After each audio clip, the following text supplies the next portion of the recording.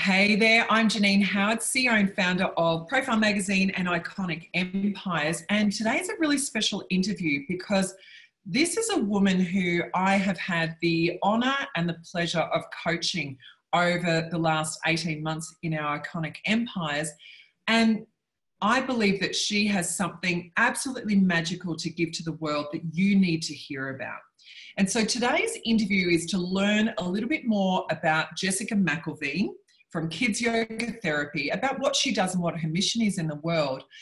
But I also want you to have a look at how Jess has had lots of uncoverings in her experience of building her business and some key details in your life, which we do have to share some of those today, Jess, if you could, because I think you're a really beautiful example of how when we really truly tap into who we are and who we're meant to be in the world, that really amazing miracles can happen. So Jess, first of all, welcome to the show. Thank you. Hello, Genine and everyone. So Jess, let's just start off. I want to know, who you are and what you do at the moment in the world. At the moment, I am a pretty joyful person who lives in Brisbane. I'm a creator of a company that I love, Kids Yoga Therapy, and I get to work with children that have the most gorgeous energies and stories and personalities and their families as well. So I get to create that daily, and I guess I'm truly living what I'm here to do. So I'm creating that for myself, and I feel like that's the person I am, as a person that's creating constantly. And I have my family close by, so I get to spend lots of time with them. I have an amazing support network around me, so I feel I've finally created a life where I'm fully connected, which is really important to me, and I get to bring that into my business too. So that's, in a nutshell, that's the person I am, but there's a lot more, obviously, which I'm sure we'll uncover. Totally. And I love the word that you just said, connected, that you're a connected person, because that's actually what you do for families, isn't it? It really is. I've learned so much about what the word connection actually means. If we can go a backstory, from the age of 18, I traveled the world. So I left Australia every year, and, I got to the stage where I was burning for it. I could feel it in my body. It was like this deep yearning that I have to get out of Australia. I have to go. And so I would go and, I would have the most extraordinary times overseas and traveling, and the people I would meet and the connections I would make. And they were lifelong connections a lot of the time. And then, very recently it occurred to me that I was leaving Australia to find connection. So, for anybody that's travelled, it's really incredible the connections you make while traveling. They seem to be a lot more powerful than the ones you make at home. And for me, what I put it down to was I was truly authentically myself while traveling, for one. And I was open and I was free. And I was getting that need met, where here in Australia, I was not being authentically myself, and I wasn't open. And that was a key ingredient of my life and what I need completely missing.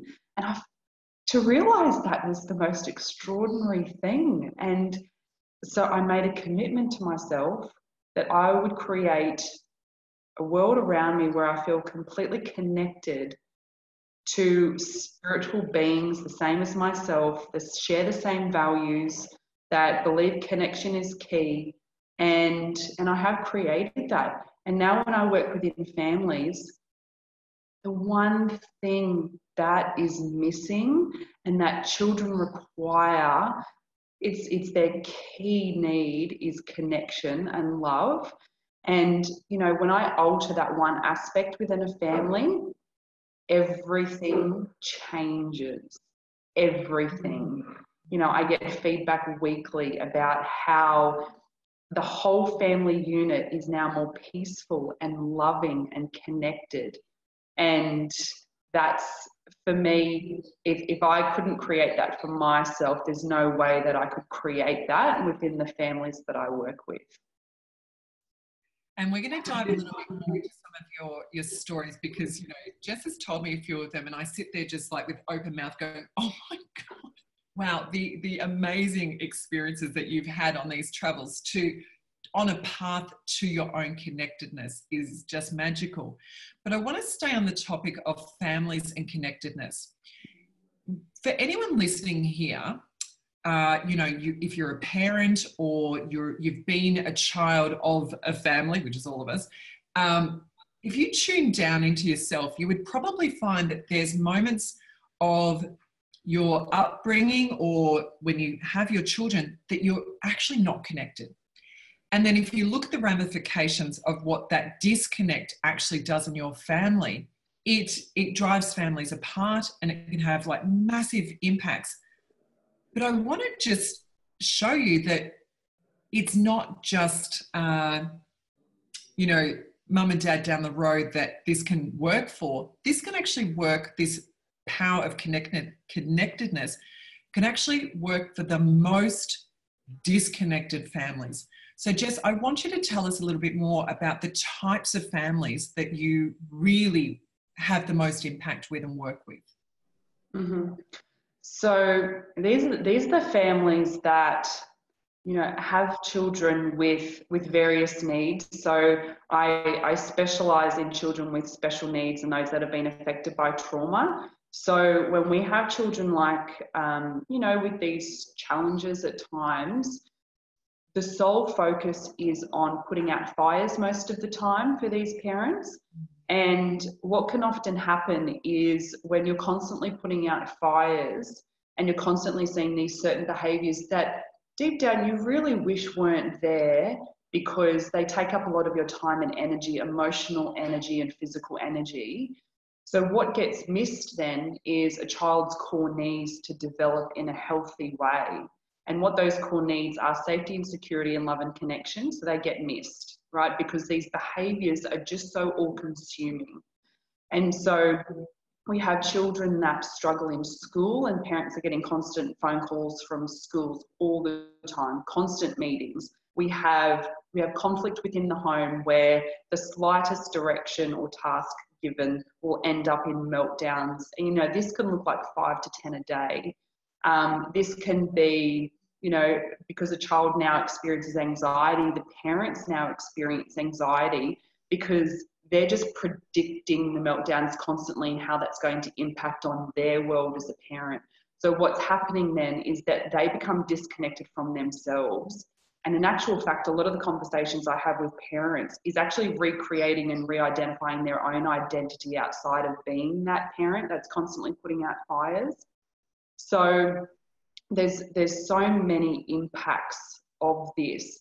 And we've also got parenting differences. So I'm often told by mums that there's conflicting ideas between mum and dad all the time.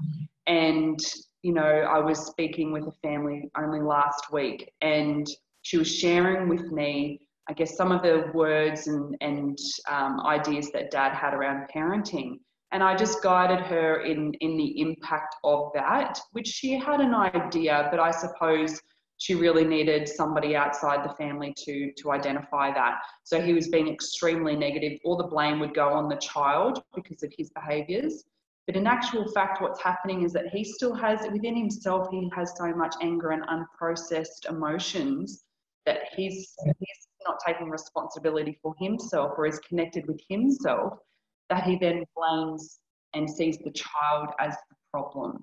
So what happens with that then is we've got a range of behaviours snowballing all of the time for that young child. And this child's only 4. So it doesn't matter the age of the child. They know exactly when their parents are not happy with them, and when their parents are anxious, depressed, miserable, blaming, they don't accept them for who they are. Children know this, they know it. So what we spoke about is, you know, how she could have the conversation with him to alter the behaviours, alter the words, and that happened. And the next week that I saw this child, he was a completely different boy, completely different. He was more present. He wasn't, you know, all over the place. And the mum even said that he's been so much more calm and playful and loving and positive about himself. So there's drastic impacts that can be made with the simplest changes from the parent. So when you know, a few times when I'm working with children, there's been pretty magical moments when they can be saying the worst things to you, right? And this is even to me. So it could be, I don't want to be here with you. I don't even like you. This is so stupid. You know, this isn't about me, and that's okay. But when you keep on being there for that child, and because I don't take this on board in myself, I keep on connecting with that child and coming back to that child. What are they actually trying to tell me? When I reach that moment and they are looking into my eyes and I'm looking at theirs, and I simply, all you need to say to them is, I am here for you, and whatever you need from me, I am going to provide that. And they know. You know, I've had 9-year-old girls, you know, recently, and they just look me in the eyes and all they do is smile. And they stay connected with me. And for girls that don't like eye contact at that age, that's a really big deal.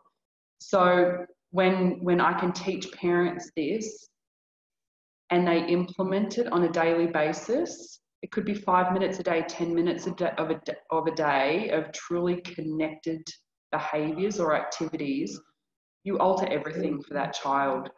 Because ideally, the only person they want to connect to is you, their parent. That is it. It's all they want, and they will do anything to please you, anything.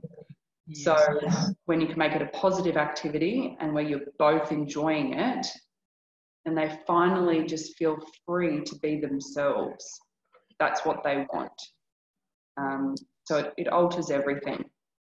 And I think what I know that you know this, but what society tends to do is always look at the child and the child's behaviour and try and fix that, don't they?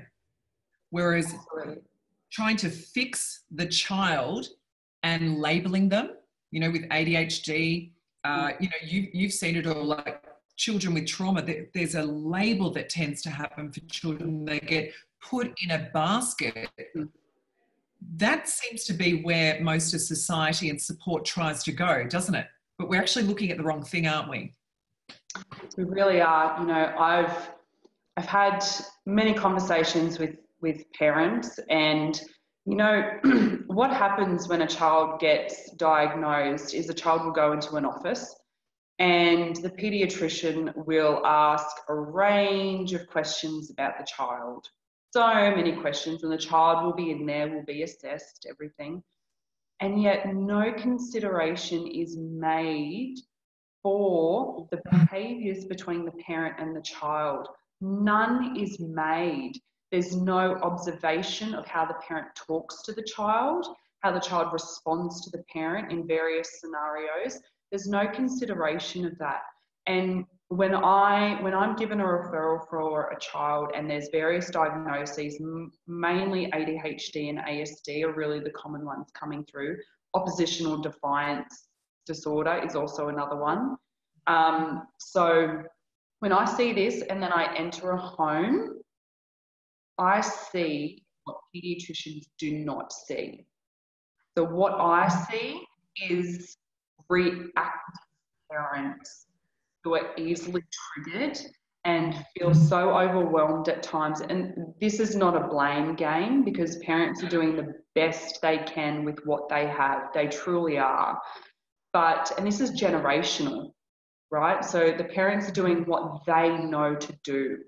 So they are reactive and they are frustrated and they are overwhelmed, not only because they're now seeing their children with these behaviours, which most of the time are a mirror, right? It's projection, reflection, that's what it is. Our children are the best mirrors that you can get.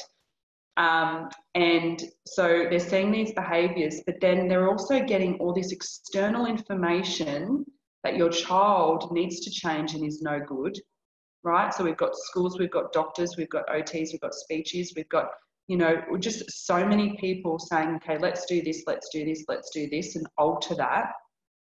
But this is a symptom. These are all symptoms of the real issues, and the real issues are always between children and their primary caregivers. That is the core attachment of a child. That's where they are learning about themselves, the perspectives of themselves and their environment, how they need to behave to get their needs met. And if they're not getting their needs met, then how do I try and get them met even in a disorganised and negative way? They're just trying to learn. They're learning reactively also. So there's so much that gets missed during that process. And I feel like it's, you know, within my work, it's my goal to be within those homes to see the real family dynamic and create change from a place of love and understanding, because there's no blame here. That's really important. Absolutely. You know, and how much of a breath of fresh air is it for parents when they realise they actually have more control over the situation? Because really, as parents, we just want control, but they actually have more control to be able to have massive impact and change in their child without having to have their child labelled, have them be put in a special stream of school, without them having to have a condition label all of their life. Because, you know, for myself as a parent, you know, having children, I've got a 4-year-old and a 6-year-old, and I know that they are a direct reflection of me and my own development as a human being.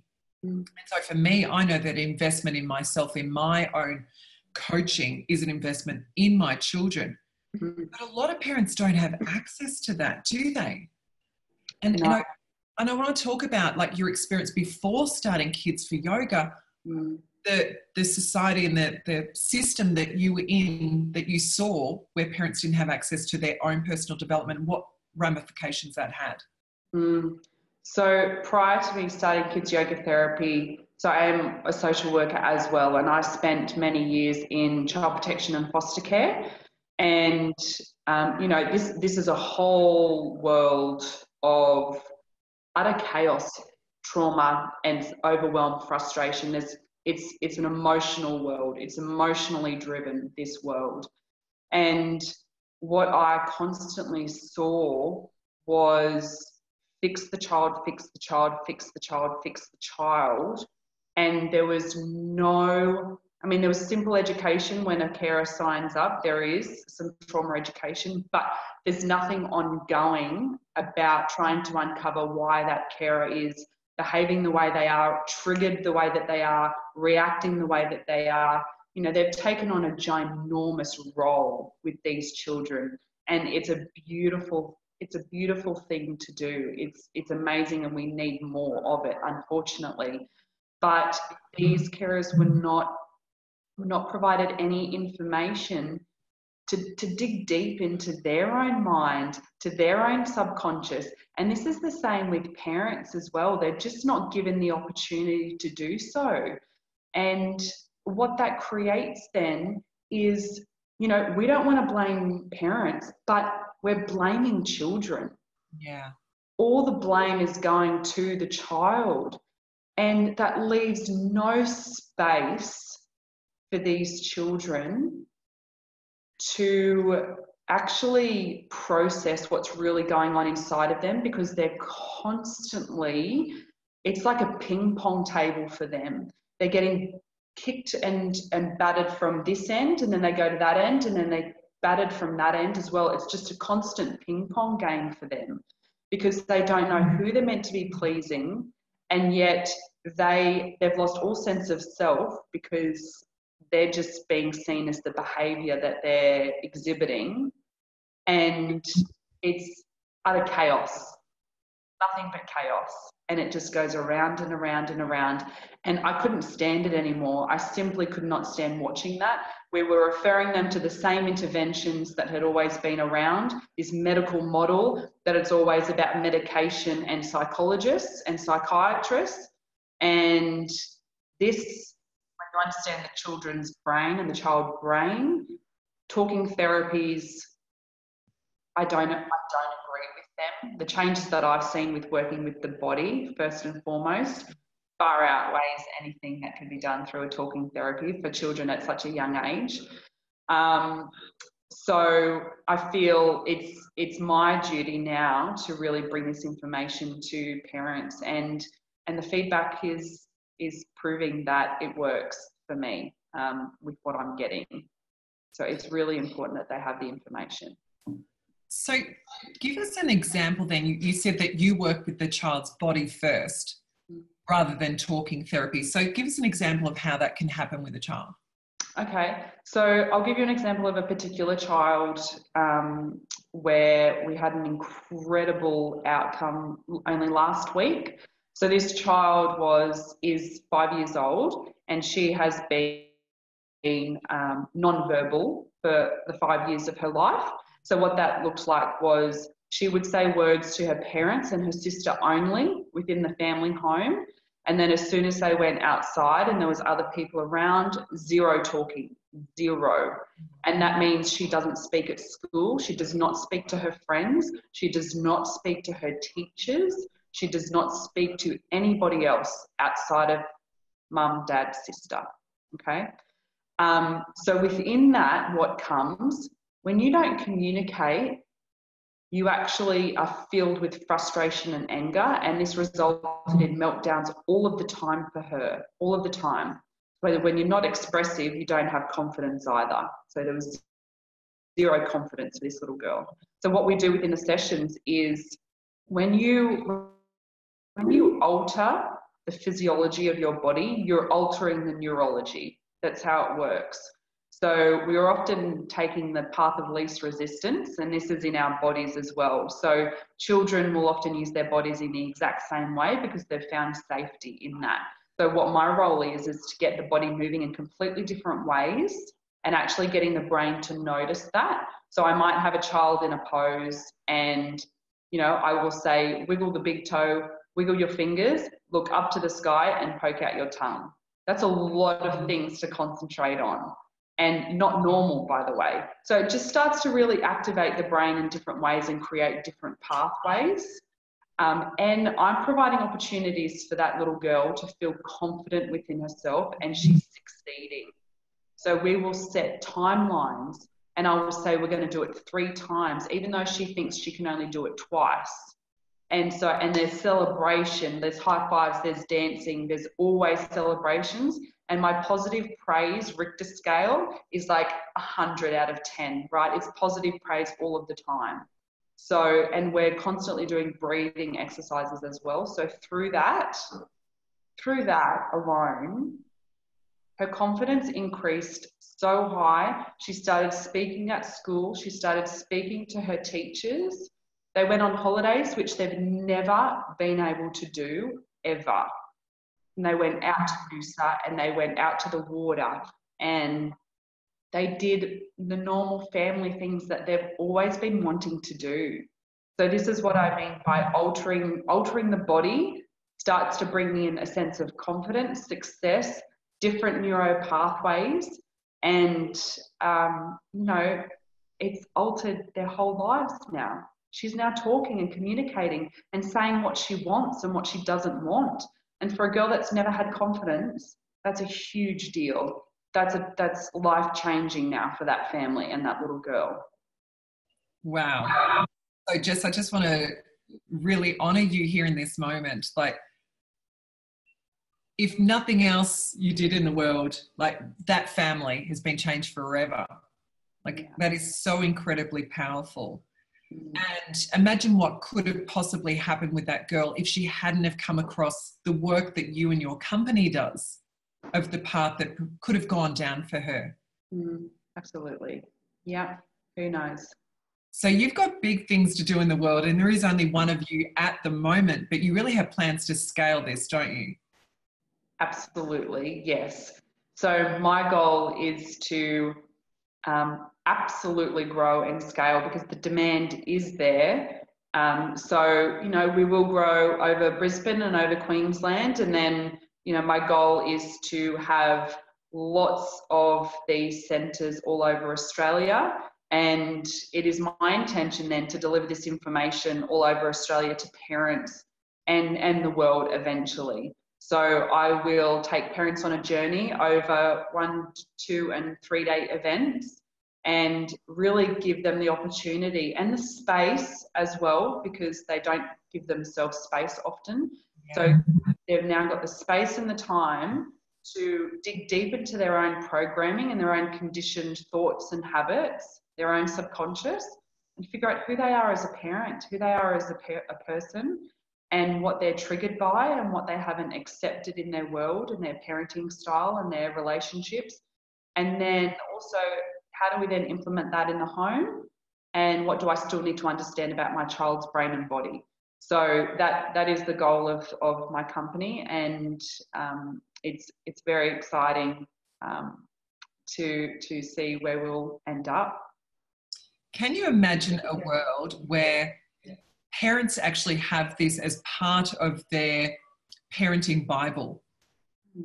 You know, it's very easy these days. Have a child, here's some books, go and read that. And we end up being very conditioned and programmed to kind of a very child-focused way of parenting, which is always looking at the child to see what they're doing right, what they're doing wrong. But imagine actually being able to help parents take self-responsibility to become a very empowered and conscious parent. Imagine the ripple effect of what that can have from generation to generation to generation. Like, this is, like, I love to be dramatic about this stuff because it is dramatic. Yeah. Like, this is the work to be done in the world.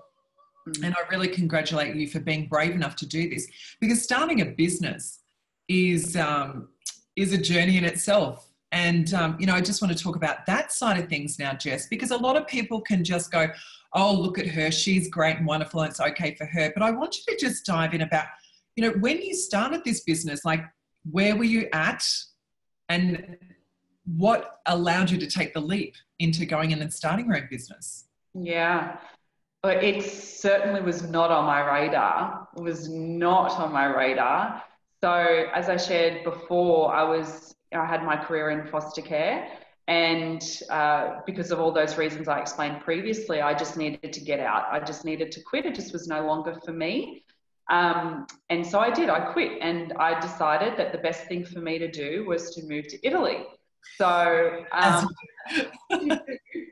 there's no other option for me. So often, you know, in my life, whenever I've needed clarity, I've sought to travel, right? But for connection, but also because there's something not in my mind that I need. So I always know that travel would give it to me somehow. And I guess that's because you get the space. So I organised everything. Yes, Italy, perfect, wonderful. So I organised that for about 6 months after I quit. Actually 4. So it was a pretty quick move. So, but you know, what happened for me was I started getting panic and anxiety attacks leading up to this move. And, you know, it was very strange because I've traveled a lot. So I don't believe it's the fear of moving overseas that triggered this. I still am not 100% sure, but I don't think that matters too much. And so I was really terrified because I've had events in my life where, you know, my body hasn't reacted in this way before. There's been some very stressful and traumatic events, and I haven't experienced this before. And what that was for me is my vision would go. So I couldn't see, I couldn't feel my body. It felt like there was 50 elephants on my chest. I couldn't breathe properly. I couldn't sleep. I actually didn't want to be alone with my thoughts. I was so terrified. And of course I went to the doctor, and I just wanted to make sure I wasn't having a heart attack mainly. And of course I got pills, and I was desperate one day enough to take one, and I did. And I just really, it just wasn't for me. What was I teaching my mind and my body? Nothing. I wasn't teaching it anything. So I threw the pills out, and I asked myself, what am I committed to? I'm committed to being the best person I am, and I know this is not the real Jess. I've spent 30 years and this is not me. So I committed to daily meditation and yoga, and in doing so, in that period, I still left Australia. So I stayed with this commitment while I was traveling overseas, and within 2 weeks, those absolutely terrifying sensations were gone. They were gone. And my mind was clear, and it was like it just started feeling lighter, and it was evolving in ways that I couldn't yet identify. And so in that, I had a few months before I needed to start the job that I had gotten in a school, and I decided to do a trek. And this trek is called the Camino trek, so it's through Spain, for those that you know it. It's like 780 kilometres, it lasts 35 days. It's a big task. And people, they train for about 6 months to a year for this trek. And here I am, this Australian girl. When did you decide to do this? Oh, just last week. So, I had all the funny looks and everything. But, I like adventure and spontaneity. That's, I enjoy that. So I started. And I started experiencing pain actually on the first day. But I kept on going and going because I was committed to finishing. And I got to, probably about 180 Ks, and I started to realize a few things about myself. It was very interesting. I had the space to think, and I was going so hard. I was in so much pain. So I'd gotten tendonitis in my knees and my Achilles heel and my shins. I had shin splints everywhere, and blisters. I was in a lot of pain. But I was going. I kept on going. And what I realized was I was chasing. And when I started thinking about that word and what it meant for me, it related to everything in my world. I was constantly chasing outside of myself to fill the holes that were inside of me. I never thought that it was my role to fill up these empty little buckets of love and fulfillment and satisfaction in my own heart. And so I was chasing everybody else and what they were doing, and the attachments I had with them and the connections I had with them. Got to chase, got to chase, got to chase. And so that was one of the key moments for me, that I just needed to stop chasing outside of myself, that I have everything I need within my own being. And so I did stop. I had to stop. I remember the day that I stopped. I was on this mountain, and I got my bag and I threw it so hard on the ground. I was bawling my eyes out, and I ate every single piece of food in my backpack. There was cake, there was bread, there were cheeses, there was tomatoes, everything. And, for those of you who've done a very long trek, you'd never leave your backpack empty of food. You just do not do that. It's a risky move. But I did, emptied all of it. I said, I've had enough. I can't do this anymore. So I cried like a little 2-year-old at tantrum on the ground. But I still had to walk. So I did. And then I got to this town, and it was a deserted town. So usually there's a bus you can catch in every town. And I was banking on that because I was about to crawl, the kilometers. I really was. And I got there and I thought, oh, it's okay. All right, I'm safe now. It's okay. And I get there, and then I realized, oh my God, this is the town that everybody was talking about. So when you're on the trek, they say there's this one town where the government has built all of these buildings and nobody can live there because it's too expensive. And I was like, bugger it. This is this town. And I was like, oh my God, okay, I don't know what I'm going to do here. So I'm walking around, I'm bawling my eyes out. And then I thought, I'll sleep here. I guess that's my end result. I sleep on the grass. That's okay. And then this one girl came out of this apartment building, and I was like, okay, I've got to ask her a question. So I went over to her and I said, are there taxis or buses here? And do you speak English? And she said, yes, I do. There's no buses and there's one taxi. And I was like, okay. And she said, I'll call him for you. And then she got off the phone and she said, I'm sorry, but he's been here today already. He's not coming back. And I was like, ah! So many tears. And then she said, what's wrong? And I said, I cannot walk anymore. I need to go somewhere. I need to go to a bed. I'm done with this trek. And then she said, don't worry, I will drive you.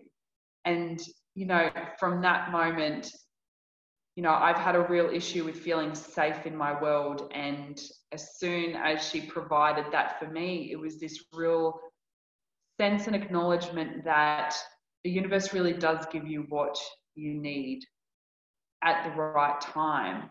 And you just need to have faith and trust. So outside of that, I quit that. And you know what? I decided I'm not going to live in Italy anymore. That's done. And I was with my friend a few weeks later, and she said, out of everything I've learned on that trek, out of my panic and anxiety attacks, and that I still want to work with the children, but I don't want to go home to be a social worker. And she said, well, a simple sentence that changed my world. She was like, well, why don't you do everything that you love with the children you want to serve? And I was like, okay, holy shit, there it is. All right. So I know the power of meditation now. I know the power of yoga. I know the power of self-transformation and how important that is. And I still want to work with these children. So that was it, done. I was up until 3 a.m. that night. I did all the research, market research. What courses do I need to do? That was in the October. I came home in the December. I did the course in Singapore on the way home. And I came to your workshop, Genine, in the December. And I signed on. I got you as my coach. And in the January, I started kids yoga therapy. And I truly believe that it's because I went over there. I gave myself space and time. And I had all those realizations, but I was open to it. And I found my mission and my purpose. And from that moment, I had this whole body knowing that this was now my life. This was exactly what I meant to do. I know it's going to be hard, but there's nothing else in this whole world that I was born to do except this. And here I am, loving what I'm doing. And here you are, just, you know, absolutely rocking your business. You know, you're not just helping people, but you're helping yourself create a life for you that enables you to then serve more. And I guess that's what we're all about, isn't it? Like, you know, what I teach women is like, you take care of you, you become the most expansive version of you. And that means creating wealth, creating a life that you absolutely love, so that you can actually go and do this work with more of those 5-year-olds, more of those girls who can't speak up for themselves, who lack their confidence, lack security in their own body, lack security and safety with their parents. Yeah. And then have the parents also transform themselves as well in the process. So it's so incredibly powerful. And again, I just want to say it's an honor watching you develop as a businesswoman. Thank you. Which is also quite transformational. And so just on the business side of things, what have been some of the biggest challenges that you've experienced since starting your own business? I guess the biggest things for me are fear of rejection. So, you know, you really need to be putting yourself out there constantly when you are the face of your company. And so rejection is definitely a key one. The one that has really presented itself, and I feel like I really was able to transform this in Bali when we just had our retreat, was the sense of it's like entrapment when you are so concerned about what other people think and so concerned about offending other people with your knowledge and your views and what you believe is going to help transform families. I was so scared about offending people with what I have to say, so afraid of that. And I feel like that was really transformed in Bali, because what happened? Well, I found myself again. You know, I came home to myself and came home to the bigger picture. This is not about me. This is about what can change in these homes and for these children. And I'm on the other side of that. I feel like I'm this access to a time machine where I've gone through that childhood of feeling disconnected, really disconnected and unsafe. And here I am doing all of the work on myself, and I can now see what needed to change in my childhood to avoid all of these subconscious programming thoughts that does not serve me now. So I feel like that on itself, that's my mission to get across to families. I'm on that access, and that's what I'm here for. So I need to connect with that to be able to share myself purely. And within a business, you have to do that. You have to do that. Otherwise, there is no business. And of course, we've got the issues with worrying about, I have to support myself, financially, and that's a really scary place to be in sometimes. And the biggest word that keeps coming up for me in business, and especially with money, is trusting. And I feel like what has been able to happen and transform within our coaching, Genine, and with what I've been learning is just when you're in flow and when you're in trusting, that means you're open to receiving these things. And, this might be clients, but opportunities, meeting new people, serving your clients better too, because I'm not so focused on control. I'm actually sitting in my feminine and being that trusting nurturer that's coming from a place of love. So, and that's where I need to be sitting. I don't want to be sitting in my my masculine, where I need to control the outcomes all of the time, and predict every outcome and assess every decision that I'm making. That's really exhausting. So I feel like they've been the main things that I have needed to learn.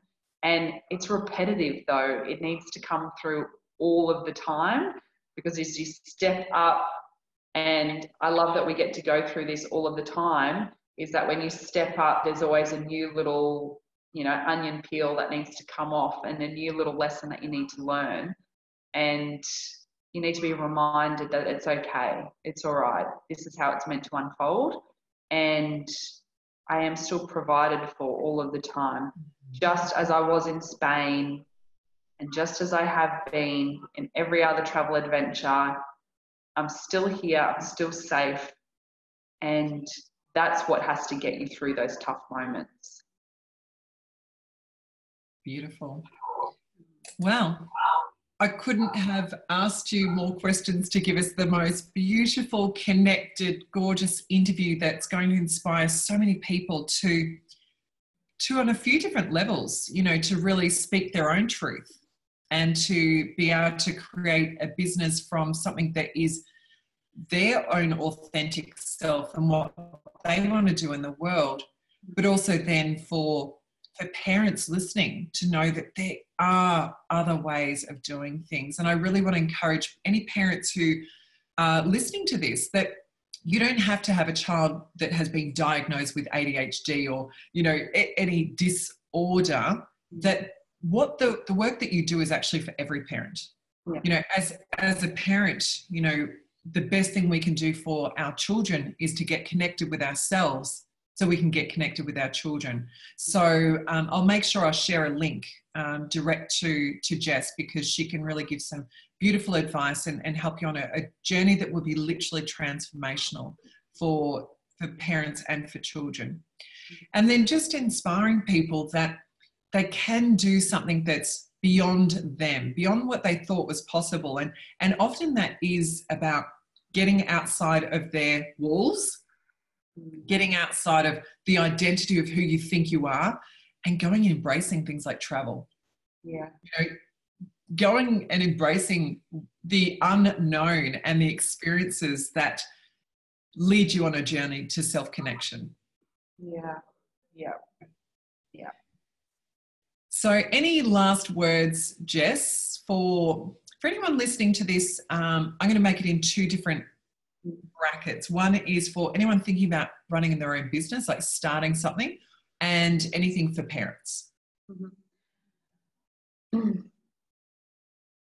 First one for parents, I would say that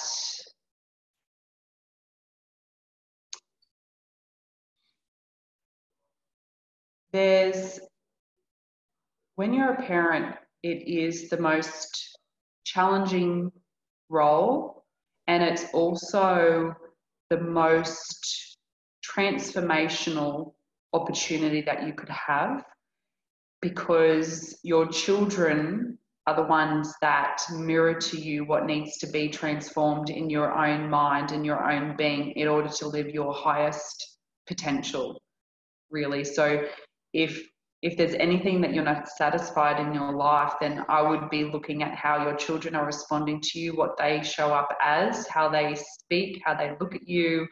They really are the most amazing beings to teach us. They are the most mindful beings. They are the most present beings. They are the most loving beings.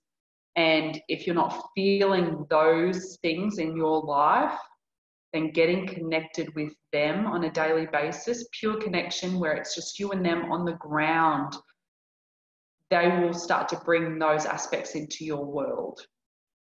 If you want presence and you are stressed and you want to be mindful, they are the keys. They are the keys to everything. And I would encourage you that their behaviours are just simply a conversation. And if you are unsure of the meaning, then this is where somebody as myself can help with that. But you actually do have the answers within yourself deep down once you start looking. And that can be a confronting journey, but it's one that needs to happen if you want to transform your home environment into a more loving, connected and peaceful place. And for anybody considering business, I think that there is no greater journey of joy, self-discovery, unpredictable fun and adventure than starting a business and being in business. It is scary, but do you know what? If you want to live a life of just pure light and joy and fun and vivaciousness, where you can imagine your 80-year-old self, and I do this in bed, and she is so satisfied and she knows she lived a damn good life because she challenged herself and got outside of her comfort zone. If you want to make her proud, your 80-year-old self, then get outside your comfort zone and give it a go. And know that there are people that will support you through the process. There are people that care enough about you that will help you make it happen. And it's a team effort. You need to be with like-minded people and supported. You never need to do it alone. And so it's worth it. It's worth it.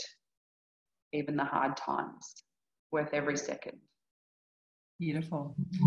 And so with that, Jess, we'll end our interview today. And where can people find out more about you? So can come onto my website, kidsyogatherapy.com.au, or get in contact with me directly, just jessica@kidsyogatherapy.com.au, and happy to have a conversation about anything we've discussed today or more. Beautiful. All right. Well, thank you so much for your time today. It's been a pleasure.